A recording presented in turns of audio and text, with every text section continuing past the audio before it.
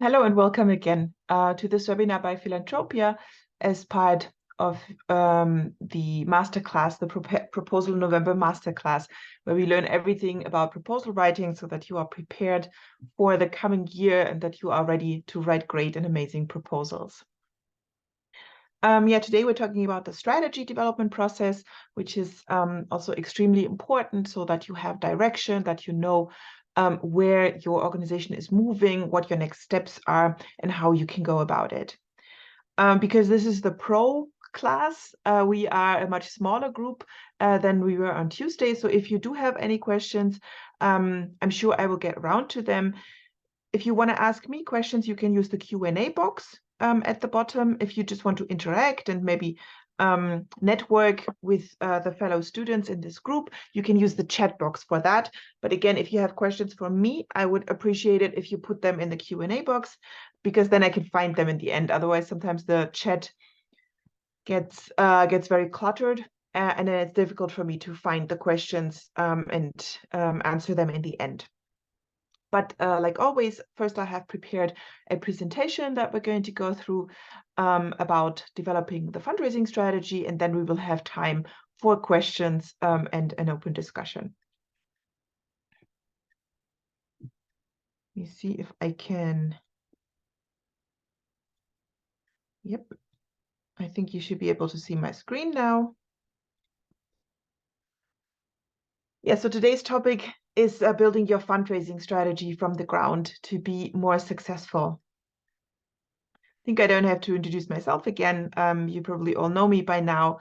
My name is Eva. I'm from Germany, and I have been working in the field of fundraising for almost 15 years now, a lot with organizations on the ground. I've lived in Nepal for 7 years, worked in South America for a while, and now for the last 4 years, I have been in Germany again. My PhD is in geography from the University of Hamburg and University of Kathmandu, but I focused on inclusive project planning. So sustainability in project planning, that is kind of my pet peeve, and my area of expertise in particular. So what are we going to talk about today? We are going to cover the following. What is a fundraising strategy? What do we mean when we talk about that? Because sometimes people get confused about that. Why does my NGO need one? What's the necessity for it? What are the advantages? Who should develop the fundraising strategy in the NGO? So who should be on the team to develop the strategy? And then the most important question, how do I develop a fundraising strategy? What are the questions you have to ask yourself? What are the steps that you have to go through to actually end up with a good strategy? On Tuesday, we talked about the fundraising cycle. I hope that most of you were part of the webinar on Tuesday as well. There I showed you the importance of this entire cycle. So even though this masterclass is about proposal writing is not the only step along the way to a successful fundraising effort, but there's different steps that you have to take. And the fundraising strategy is kind of at the center of it all, because everything you do is centered around the fundraising strategy. It should be detailed in there, and it's kind of the roadmap that tells you where to go and how to develop your projects and who to address. These other steps like donor research, finding donors, engaging with them, donor networking, figuring out the eligibility, and then obviously writing a proposal, they are all very important as well. But you will save yourself a lot of time and a lot of wasted time, actually, if you have a good fundraising strategy where you detail all the steps that you want to take and where you are very clear about where you want to go. First of all, I have a question for you. Now let me just figure out again how I ask this, because it used to be here. Here we go. I love Zoom. It keeps changing everything up all the time. So I hope you can see the question on your screen now. Does your organization already have a fundraising strategy? Do you already have a document where you detailed all the steps that you want to take? Or maybe you don't have one yet, or maybe you don't have one yet but are working on one. That would be very interesting for me to know. just so that I know where we all are, and what the things are that you should, or that you want to maybe focus on. So I'll give you another 10 seconds to answer. If you haven't done so yet, maybe you can still click on it.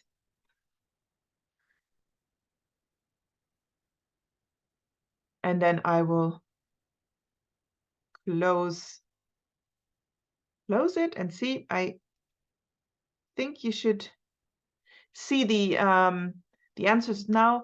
So almost half of you already have a fundraising strategy. That's great, 50%. That's a very high rate.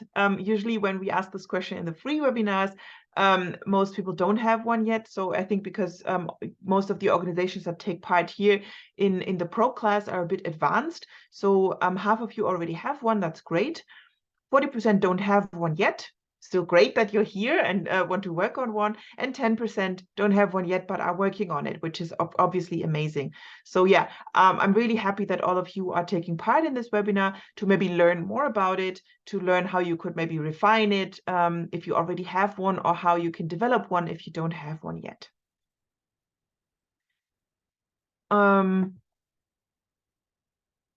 So yeah, what is the fundraising strategy? What's a definition that we can work on so that we're all on the same page?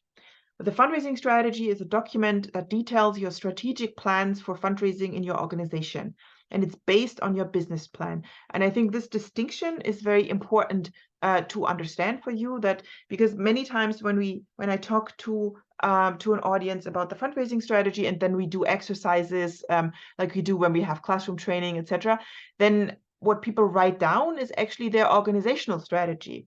So when I ask them what are your plans for your fundraising strategy, then they write down which projects they want to implement and how they want to go about it, which is important, but that is more part of the business plan or the organizational strategy or whatever you want to call that.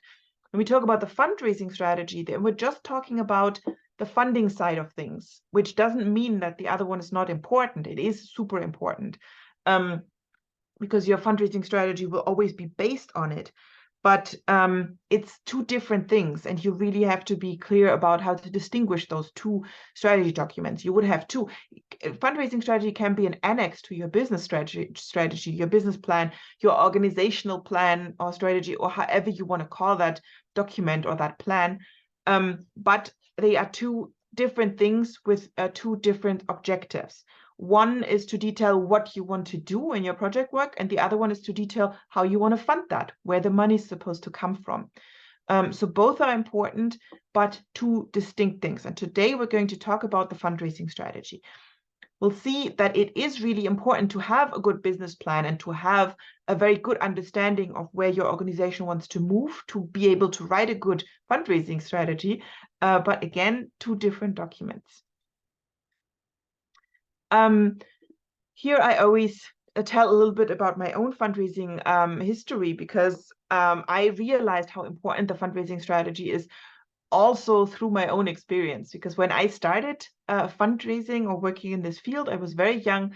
When I was 19, I went to South America to work in Ecuador in different projects for a year or two.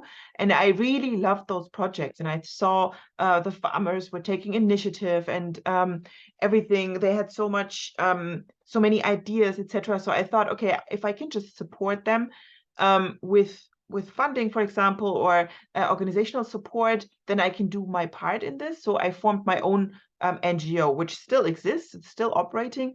But I was just 19 years old, and I just thought I want to do something for those communities or with those communities.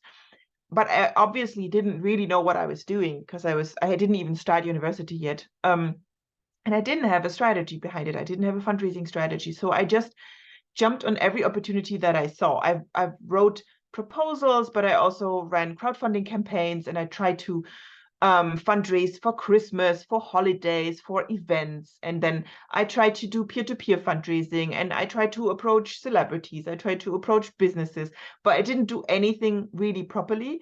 And so we always came to the situation that at some point we had relatively big money because we won a grant, or the Christmas campaign was successful, But then again, money ran out and we didn't have any follow-up funding. So there were funding gaps, projects couldn't run smoothly. And I noticed that I was constantly thinking about this all the time. I was thinking about where can we get the money from? How can we continue this program, etc. And it was so frustrating. And a lot of the time that I wanted to spend on planning projects and supporting the implementation, I couldn't because I was just thinking about where the money would come from. So after a while, after a couple of years working like that, I started to approach this in a more professional manner. And I realized that what we were lacking was a strategy, a strategic approach to all of this. Because if you're just trying to figure out day to day or month to month to how to get the money, you will always be preoccupied with that. And when I talk to people from small NGOs, it's always the number one worry on their minds, money, obviously. And having a strategy doesn't solve all your money problems. Just having a strategy doesn't mean that you suddenly will have funds in abundance, but it means that you know which steps you have to take to get there. You know your way, you have a roadmap, and it's so much easier to follow a plan with spelled out steps and assigned responsibilities than to come up with a plan every single day from scratch. So that's going to take of the mental load that you are carrying as project managers, as directors, or even as fundraising managers, because you will have a written plan with assigned responsibilities that will really help you to free up mental space and to move ahead with a lot of energy. And I've seen that in my own fundraising history. Now I approach these things in a more strategic way, and I can actually do the work that I want to do instead of worrying all the time about the next steps. It's a bit like with a to-do list. If you start your day and you know that you have to do 10 things and you're trying to think of them all the time and not forget anything, then 50% of your brain is occupied by trying to not forget. But if you write them down on a list, and once you've done something, you cross it off the list, like physically cross it off the list, that does something to your brain. It frees up the space to actually do your tasks instead of just trying to remember them. And on a bigger scale, that's what a fundraising strategy can do. I also really like this quote, and I think it goes very well with having a strategy, that working in this field, it's always better to be a proactive fundraiser rather than a reactive grant seeker, because the difference between being proactive and reactive is if you're proactive, you are planning your projects, you're planning your work, you're doing the things that are best for the communities you want to serve, and you are going ahead planning. If you're just reacting to things, then that always puts you in a passive position. And that is what happens often when you don't have a proper strategy, because then you see a call for applications and you write a proposal for that call, but that doesn't necessarily mean that that's 100% the project you wanted to propose. Maybe you've had to change it a bit or adjust it a bit. So when you have a strategy and you have your steps lined up and you know what you want to do, that really helps you to be proactive and to move forward.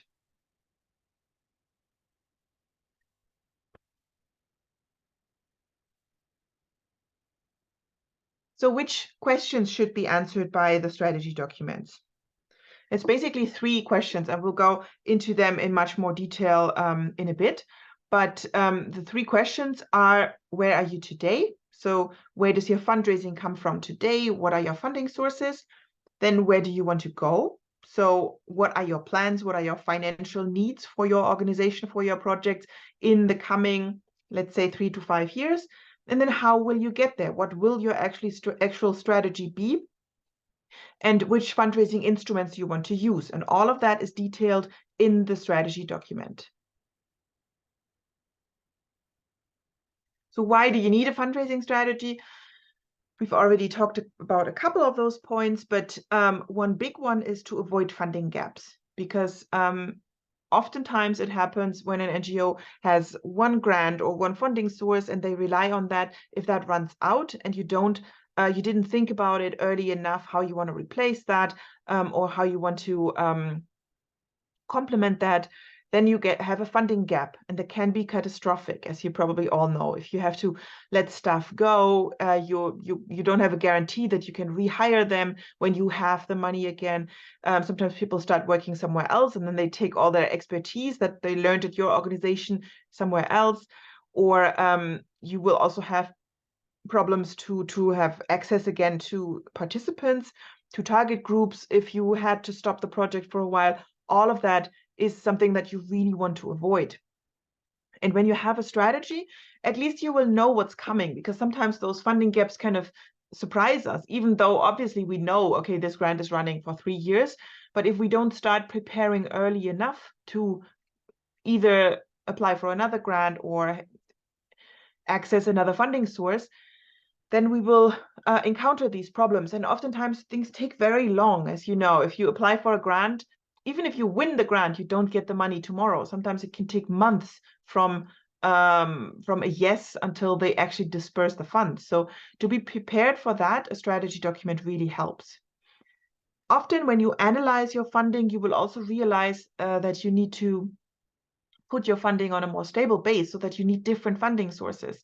Because if you just rely on one partner, on one foundation or one official donor or one source of income, if that source of income dries up, you will have issues. So we've seen that with COVID, for example, or even with political changes, with all the maybe you remember, or maybe you were even affected by this when Donald Trump won the election in the US. The giving policy of US aid had to change drastically, because suddenly nothing that was even close, even loosely connected to abortion could be funded anymore. So many organizations that did family planning but had didn't even provide abortions, but were just informing about them or something like that, didn't get funding anymore because of the political change in the US. So if you depend too much on one donor or one income source, that is a very high risk, because if you lose that income source, then you lose everything. So we always call that the diversification of risk, because if you have more than one income source and you lose one, well, that's still bad, but it won't take away all of your funding. So oftentimes the result of analyzing the current funding structure is that you need different funding sources, and you will open up different instruments for your organization in the future. So it puts your funding on a more stable base. We will also talk about the importance of the action plan and the action points that you have to include, or the work plan that you have to include in a fundraising strategy document, because the document is only worth something if you also know who has to do what in the end. Because you can write out anything, you can be as detailed as you want to be, but as long as you don't know who has which responsibility, it's going to be super tricky to implement it. Because especially if you're working in a bigger team, as long as nobody wants to take the responsibility, things will still not get done. There's so many meetings, and I'm sure you know that as well, where you have a great meeting and you discuss things that you need to do, and in the end, everybody seems to be on the same page. But then you realize nobody's actually doing the work because tasks were not assigned. So then you end up in the same situation again. And like I said, it can free up mental space for other tasks, because if you don't have to constantly think about what the next steps would be, then you can actually do the work that you want to do, which could be project work or could be proactive fundraising work. But it doesn't have to be thinking about options all the time.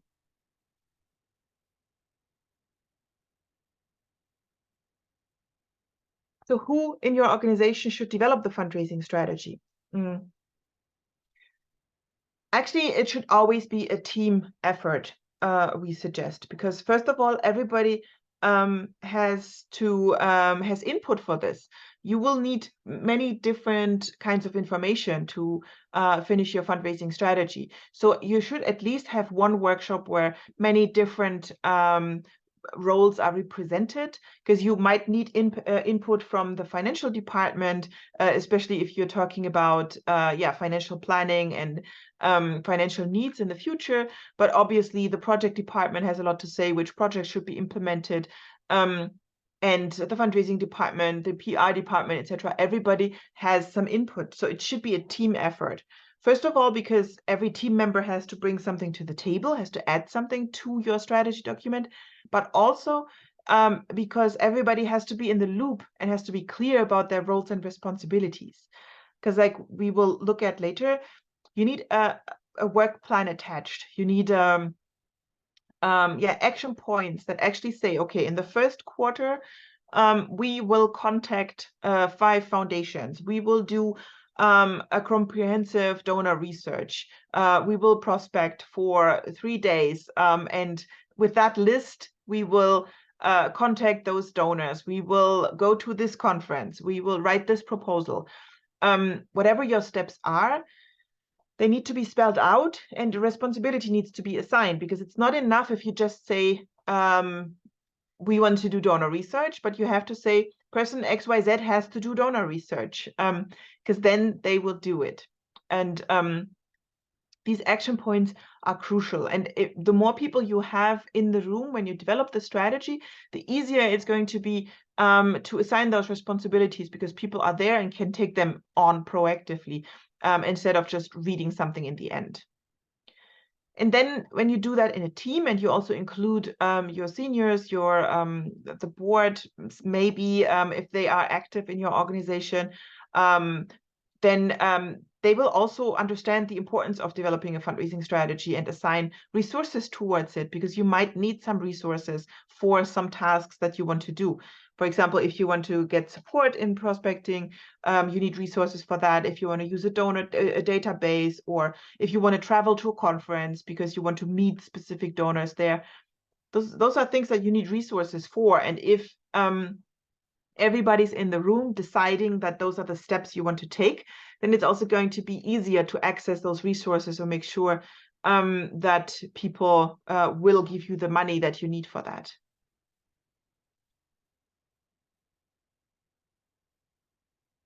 So now I have another question for you. How long do you think a fundraising strategy should be?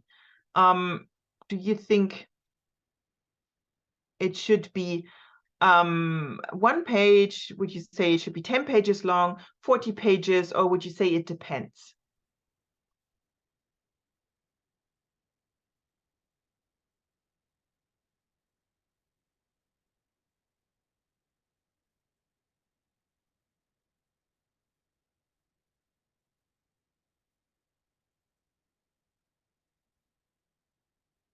I'll give you another couple of seconds.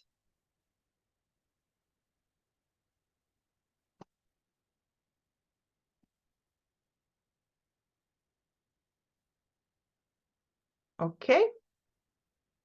And I will share the results with you. So 13% say it should be 1 page long, 19% say 10 pages. Luckily, no one says 40 pages. That's great. And almost 70% say it depends. So yeah, thank you very much for sharing what you think. And I think all of you basically are right, because obviously one of the correct answers, it depends, but depending on the size of your organization, it could be very right to aim for 1 page or for 10 pages. 40 pages, I think, usually is too long, even for big organizations. A 40-page document that is really filled with content would be very, very long, because what you do want is a short, concise document that people will actually read and work with, because it's not worth anything if you develop your strategy and publish it, and it's like a 100-page book, and everybody gets one and puts it on the shelf, and it will just collect dust on the shelf. You don't want that. You want it to be a living document, a document that people consult to know the next steps, and to understand what they have to do and that they really work with. So try to keep the document as short as possible, but as long as necessary. Obviously, when you have complex projects, complex funding needs, when you have worked with many different kinds of donors in the past, when you are planning to use different fundraising instruments, it will fill a couple of pages. It won't be just one page, but it shouldn't be too long either. And also be careful to, when you write it, to not be too technical. We've actually, one of the most common tasks we do for bigger organizations is to review fundraising strategies and to consult with them on how they can adjust them. And one of the things that we see is that many times they're written in a very, very technical language. Because I think when you sit down to write a strategy document, sometimes we think, well, this has to be super professional and super dry, and we have to sound professional and thus have to use technical language. We've seen sometimes documents with so many abbreviations that we constantly had to have like a glossar next to us to check what those words even mean. And I'm sure that even within the organization, nobody knows all those abbreviations. Nobody would use that technical language in their day-to-day operations. So that is also a hindrance for the strategy to be used, because if it's too complicated, too technical, it doesn't have any practical connotations, and you kind of you need a dictionary to understand it, then how can you make sure that your staff members or your team will actually work with it and use it? You don't want that. You want it to be a living, breathing document that will have to be adjusted as well, because things change. You can't write a 5-year strategy today and expect it to work for 5 years. It's a document that has to be adjusted constantly. And it should be written, obviously not in colloquial language, but in the language that you would actually use in your team, because it's an internal document. So use the language you would use, the form of speaking, the form of communication that you would use within your team, and that everybody can understand with and everybody can sign up for. So the first part of the fundraising strategy document is to figure out, where are you today? So what is the current situation? Where does your funding come from? And here you can even do a SWOT analysis, where you really look at your strengths, your weaknesses, and the opportunities and the threats that you can identify for your fundraising. So what are fundraising instruments that are working? So a fundraising instrument is, for example, grant writing, or individual donations, major donors, corporations, crowdfunding, etc. So those different kind of income sources. So you look at what does work for us. Or first of all, you look at what do we have? Where do we get money from? And then you have to decide what works best. What are the things that have a good return on investment, and what are the things that have a bad return on investment? And I think you have to be very, very honest here to see which are the instruments that are a good fit for you, and which are instruments that maybe are not a good fit. Obviously, money is not the only return on investment that you can have with fundraising instruments. If you run a crowdfunding campaign and you don't earn a lot of money with it, but you can raise a lot of awareness, obviously that's a return on investment as well, because awareness is also going to help you. It's not money, but it can lead you to new donors, it can lead you to new challenges, etc. And take an honest look at the situation as it is today for your organization. And yeah, if you have to, or if you can also take someone external in for that, to really help you to understand the past situation of where your funding came from. And this is the base of all the things that you can do in the future. And that's why it is so important that you really understand the situation that you're in currently. And then the next step is to figure out where you want to go. So what are your funding goals? And again, here you talk about the fundraising goals. So what are your financial needs? What are the kinds of projects that you want to implement, and that you're planning to do in the next, let's say, 3 to 5 years? So usually a fundraising strategy would cover the time horizon of 3 to 5 years, being much more detailed, obviously, for the first year or the second year, and then less detailed in the future, because things change so quickly. So you probably have to adjust the strategy anyways. but you need to know where you want to go in that time span. So that means you need to understand what your financial needs will be and what kind of projects you want to implement, what kind of cost will occur here, etc. That doesn't mean that you need a perfect budget for every single project that you want to implement in the next 5 years. Absolutely not. But you need an idea. And I meet many NGOs, or I talk to many NGOs that say, well, we don't need that because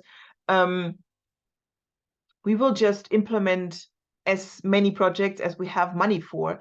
But again, that puts you in a passive position. That puts you in the position where you wait for what's happening to you and what other people give you, and then you do something with it. But if you want to be a proactive player in the field, if you want to show that you are able to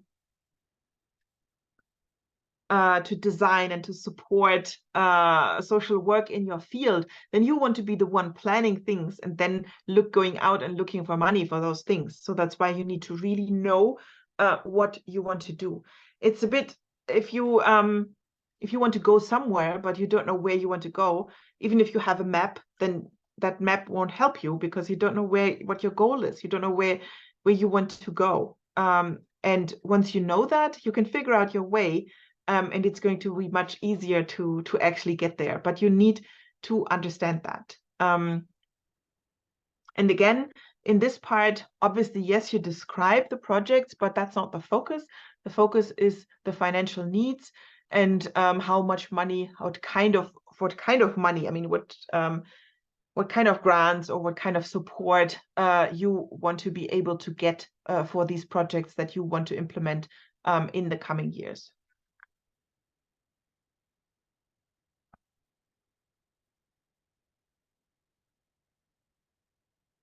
And then comes the most important part, the part that you should spend most of your time on, and that will be longest as well, which is the third part of the strategy. How do you want to get there? What are the steps you want to take to actually achieve those goals that you have determined for yourself?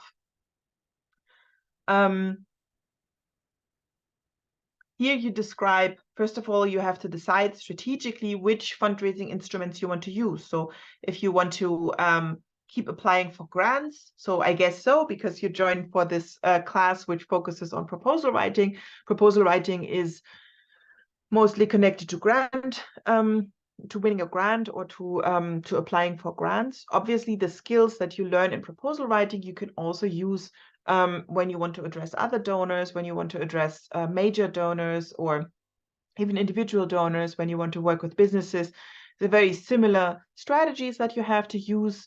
And the information you gather for a proposal is very similar information to the information that you would need when you want to address a major donor or a company for their corporate social responsibility funding, etc.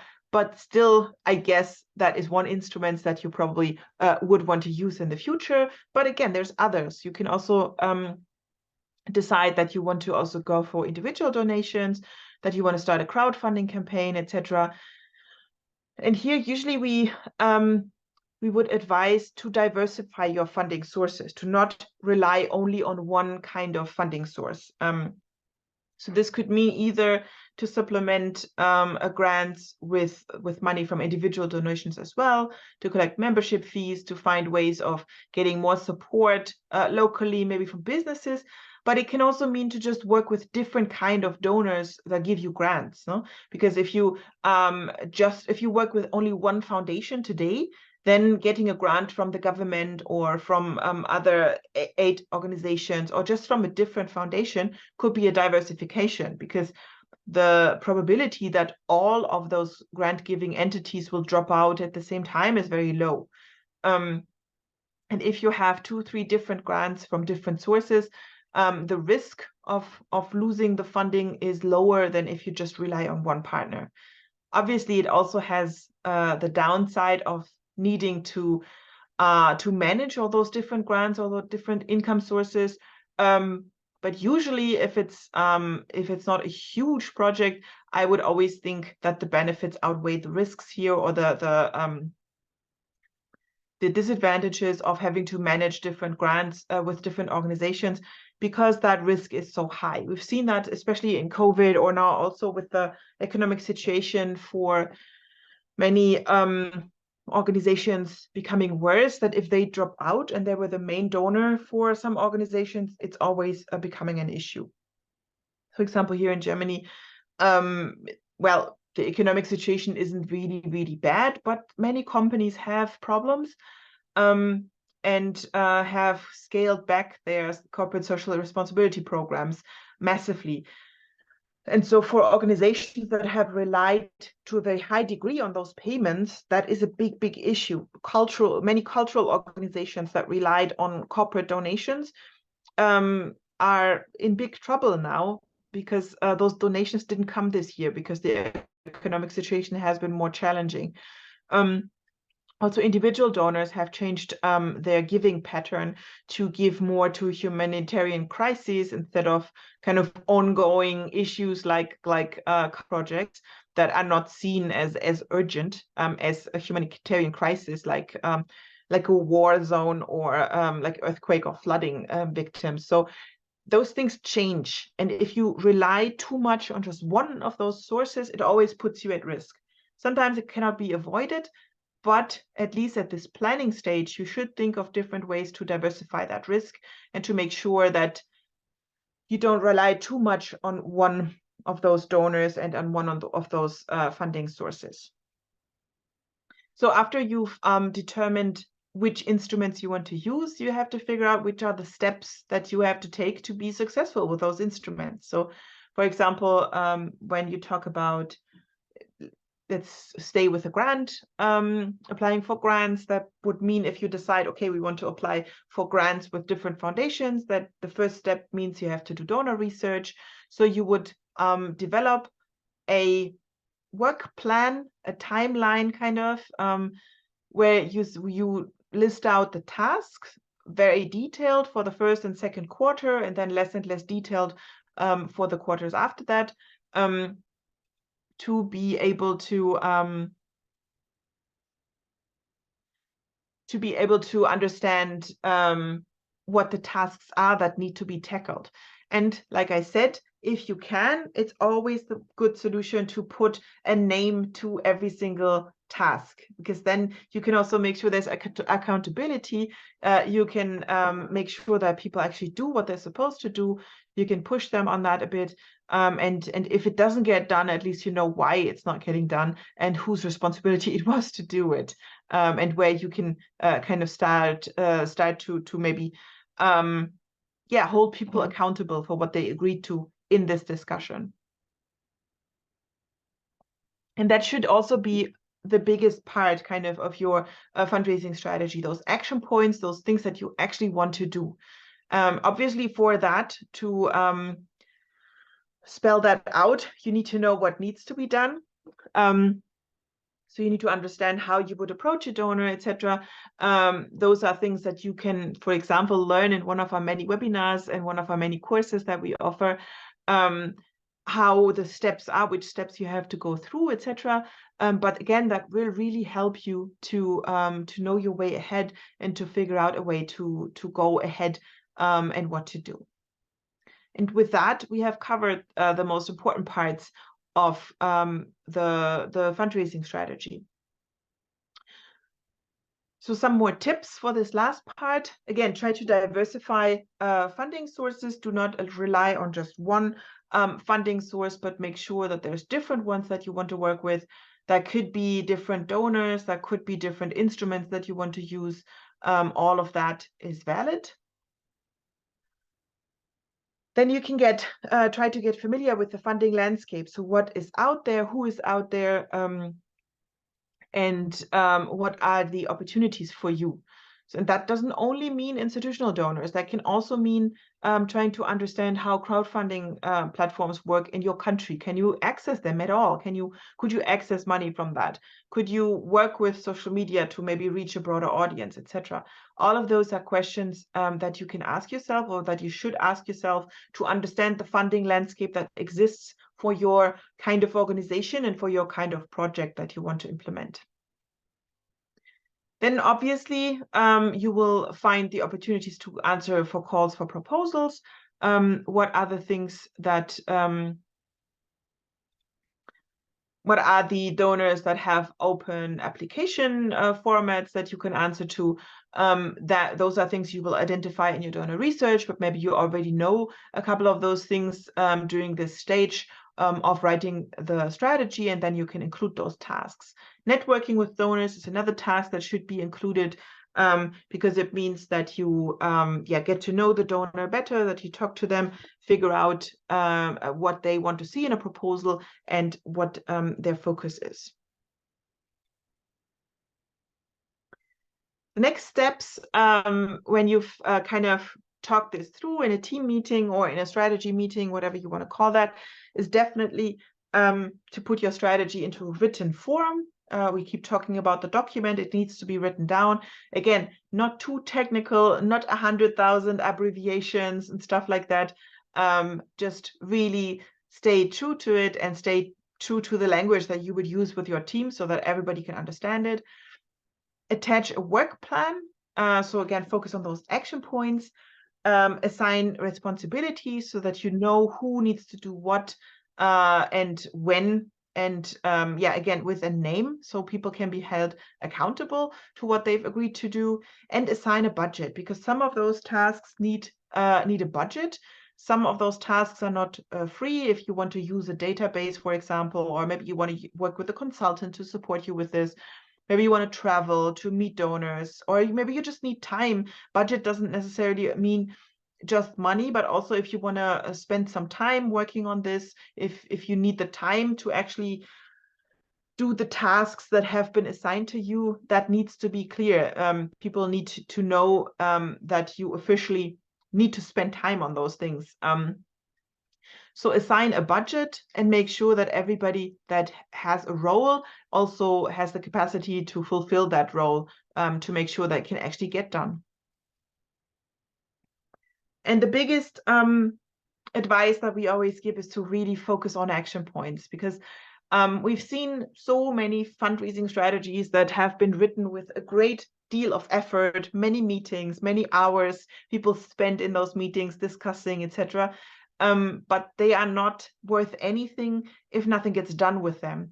And the more you focus on the action points, the more you focus on that part, the easier it is to actually make sure that things get done, that this gets implemented, and that you have a positive takeaway from this. So focus on those action points. Really think about what are the steps that you need to do to achieve the things that you have detailed in your strategy. Yeah, and with that, we're coming to the end. I just want to quickly let you know that we have this full course as well that covers all the 5 steps that I have talked about before. So it covers writing the strategy, but then also doing a research, networking, eligibility, and writing the proposal. The official price is $299. But we have it at a discounted rate. But I think most of you are also part of the plan membership or the Pharma Access membership, so you would already have access. And then I would urge you to take advantage of that and really look at the platform, take this course, because it really takes you through every step of the way. And it's super helpful if you are maybe not clear about all the steps that are included in being successful and winning a grant. We have tons of other courses on our website that you can look at. And again, if you are part of the plan membership or the SFF or Pharma Access membership, you already do have access to all of these courses, and you should really take advantage of it. We have something very specific like creating log frames, something more general like online fundraising or just proposal writing, etc. But they are all really, really helpful. And as long as you do have the access, I would recommend you take as many of them as possible. If you joined us from outside of those networks, we also have the coupon code Fundraise, with which you can get a 35% discount of the courses that we do offer on the website. We also have the donor database. You can find it at donordatabase.org. where we have more than 5,000 profiles of donors. So you put in your country, the country that you work in, you put in the area that you work in, and you get a list of potential donors. Obviously, then you have to go and check and research their website more. But it's a very good start. It saves you a lot of time, and you can use that database for your donor research. It's free for a week. So you can try it out, and then it's also sold at a very reasonable price. So I also recommend you check that out. Yeah, now we still have time for questions, and I see there's a couple, I think. Let me just go through them. The first question by Joanna. Fundraising is always such a difficult part, and our NGO mostly goes with the flow. I know this is wrong. How do you suggest we start? I wouldn't say that's wrong. I think that's a reality for many, many organizations that do great work. And I don't mean to say that is completely wrong or that's the wrong approach. Not at all. It's a realistic approach, I think. I just think if you do find the time to write a strategy and to look at those steps that you want to do strategically, then that's going to save you a lot of time, a lot of work, and it's going to be beneficial for you in the long run. So maybe if you think about how to get started, maybe you could have this topic on one of the next team meetings that you have and discuss what the projects are that you want to implement in the next 3 years, or maybe start shorter, say 2 years. What are the things that you would like to do if you could just plan for yourself? Obviously, not dreaming anything crazy. If your current budget is $10,000, you probably won't be implementing projects worth $1 million. But realistically, what would be the things that you would want to do? And then you can spell out the financial needs for that. Again, staying realistic. I think a good number is you should never, at least with grant, like when you apply for a grant, that grant should never be more than double the budget, the yearly budget you had the year before, because usually donors don't like to give you much more money because they think you might not be able to manage that money, because managing that amount of money is a challenge in itself. So don't aim for anything too crazy. And when I say plan for your own necessities, I don't mean plan crazy, just plan realistically. What would you like to do? And with that, try to figure out a proactive strategy on how you could get that money. Maybe if you'd start, if you identify businesses in your area as potential partners, that could be one of the instruments that you want to use in your strategy. And you could assign like to one person to just call up those businesses one afternoon. That's a relatively small task, but it can already help you to get one step ahead of the process, and to maybe get ahead of it instead of always trying to react to things. But I think a starting point would be just to clear what the financial needs are and try to figure out which instruments you want to use. Is it just grant writing, or do you want to do different things? And then really try to work out a plan for the first quarter. What would be the next steps we have to take? Once you have them on paper, you can try to work them, to tick them off, to work on them one by one. Then there's another question. We're facing inflation worldwide. Do you think it will impact the donor funding in the developing countries? Yes and no. It's difficult. A couple of donors will definitely be influenced. For example, corporate foundations, I think, because oftentimes they get their money from those corporations, and if the corporation is impacted very much, then yes. For example, one of the, well, not the main, but a big donor in Germany used to be the airlines for corporate donations, and they just stopped 100% because they are in big trouble themselves after COVID, etc. And people don't fly that much anymore. So if you are working with companies that are very much affected, then yes. But there's other companies that benefit hugely from the crisis and that are growing. Also, we've had a very, very low interest policy by all the big banks for years, and that is kind of getting better. So I think foundations actually have more money available now. But obviously, if you look at individual donations, probably they will go down. We don't see it in the total numbers in Europe because it is, I know the statistics in detail from Germany. The foundation, the total of donations is still going up, but that is because of those big catastrophes like the Ukraine war, or now the war in Gaza and Israel. People are giving a lot of money to those big humanitarian catastrophes, and that kind of clouds the reality that in general, for other purposes, donations are going down. So there is urgency, I think, to develop different strategies and to put the funding on a stable base and to work with different donors. That definitely, but I don't think there's you should lose hope for this. I think there's always options. There's always organizations that are interested in working in the development field, and you can always still approach them and work with them.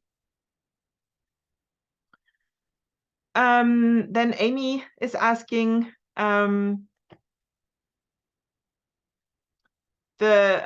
donor is asking that the proposal should be no more than 5 pages, but we want to say more about our NGO. Can we add 2 to 3 pages?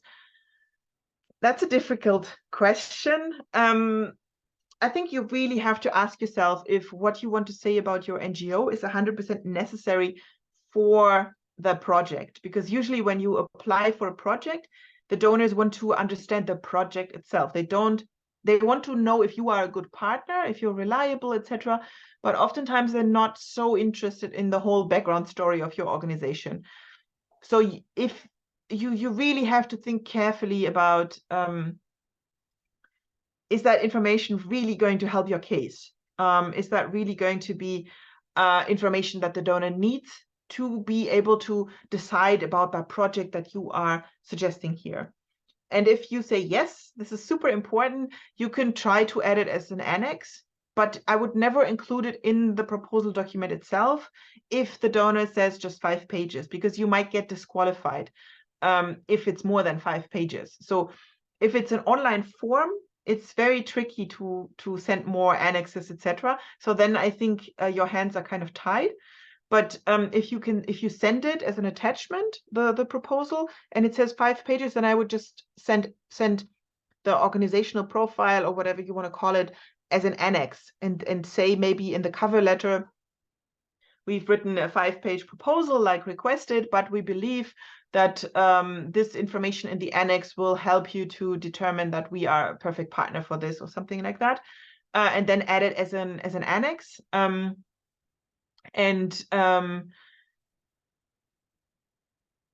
The additional information, only add it if it helps. I'm sure you are critical about this, and you're really looking at this in a good way, but I'm always so hesitant because I've seen in the time that I've been reviewing these things, I've seen so many organizational profiles that were actually hurting the case instead of helping it, because they were boring. They didn't have any information that was necessary for the project. And so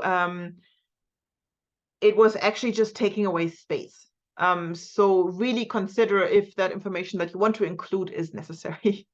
And just leaving it at that. And if you say yes, definitely, then I would include it as an annex, because what is happening, I think, or what will be happening more and more, is that donors will be using like screening software or artificial intelligence software to see if NGOs send in proposals exactly to the requirements that were published. So if they say 5 pages and you send 7, you might get disqualified without any human ever really reading and trying to understand the reason for your 7 pages, at least if it's a structured and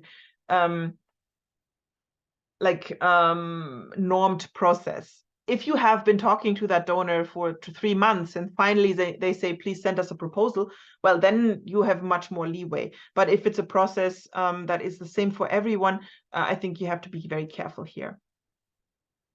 And then we have a question about the donor database.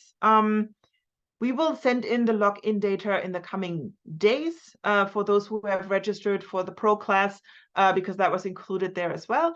So we will be sending out the access data for that in the coming days. Okay, I think those are most, or not most, those are all of the questions I can see in the Q&A box. I hope this was useful for you. I hope you were able to take away something from this. And we will have the next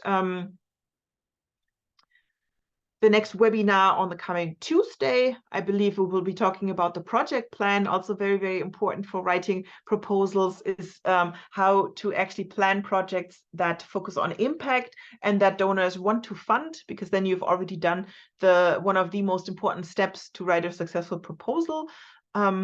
And I hope to see all of you in that webinar again. If you have any questions in the meantime, if you want to get in contact, please just send us an email at info@philanthropia.org, and we'll make sure to get back to you as soon as possible. I'm really looking forward to our next webinar on Tuesday. And for now, I will say goodbye and have a great weekend. See you next week.